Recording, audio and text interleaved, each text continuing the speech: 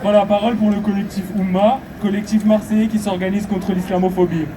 Notre collectif est né au lendemain du crime islamophobe qui a ôté la vie de Aboubacar Cissé, Allah yarhamou, paix à son âme, et du constat de l'absence d'espace qui laisse exprimer la parole des musulmans dans un contexte violemment islamophobe. Nous tenions à marquer une présence dans cette journée internationale des migrants en faisant un cortège commun avec l'Antifa Social Club contre l'islamophobie. La question du racisme et particulièrement de l'islamophobie sont centrales. À l'heure où l'immigration est perçue comme un danger, car elle emmènerait avec elle une culture incompatible avec les valeurs occidentales, faisons aussi de chaque personne migrante, musulmane ou perçue comme telle, la porteuse d'un projet politique visant à détruire la République. Ce qui nous emmène tous et tous ici, c'est ce mot, ce statut migrant. Un terme utilisé par les médias et le gouvernement presque comme une insulte, mais qui est pourtant un terme chargé d'histoire, de notre histoire.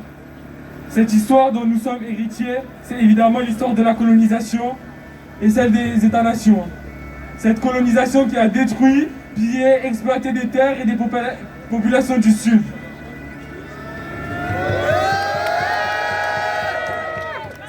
Ces États-nations qui ont construit des barrières, qui ont retiré à ces mêmes populations du Sud toute perspective d'avenir. Ce sont ces barrières qui nous ont coupés de nos frères et nos sœurs en humanitaire. Nous parlons évidemment des frontières. Qu'elles soient terrestres ou maritimes, ces frontières qui laissent des milliers de frères et sœurs mourir dans les Alpes, la Méditerranée ou la mer du Nord.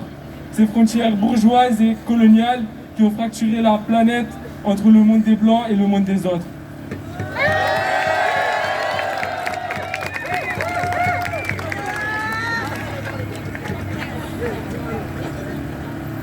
Mais d'autres barrières moins perceptibles existent aussi. Elles sont raciales, elles sont racistes. Combien de nos sœurs sont entravées dans leur scolarité, empêchées de travailler dans la fonction publique, interdites d'aller à la plage, à la piscine ou de pratiquer un sport.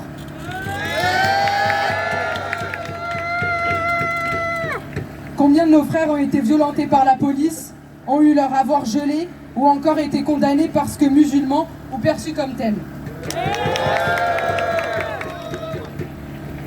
Cette déshumanisation permanente des personnes perçues comme musulmanes ou non blanches vient justifier leur stigmatisation ici en France, mais permet également de normaliser les massacres impérialistes comme le génocide au Congo, au Soudan, en Palestine, ainsi que la répression de toutes les voix qui se lèvent ici pour les dénoncer.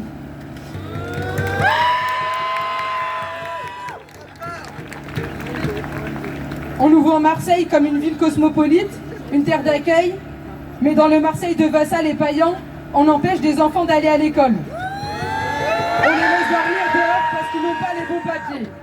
Marseille, c'est 16 000 sans-abri pour 40 000 logements vacants. Les misères et les inégalités que nous vivons, qui touchent nos frères et sœurs, n'ont rien de naturel. Elles sont organisées politiquement.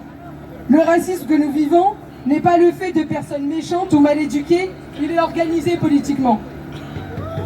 C'est maintenant à nous de nous organiser, c'est à nous de nous battre pour des espaces d'organisation collective et communautaire puissent exister librement et prendre leur espace légitime.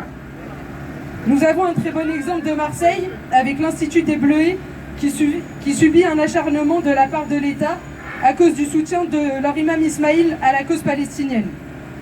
Pourtant, l'Institut des Bleuets ne se résume ni à un seul homme, ni à une mosquée. Ce sont plus de 600 étudiants qui la fréquentent, plus de 100 repas et 50 colis alimentaires distribués chaque semaine à travers des maraudes de l'aide aux personnes à mobilité réduite.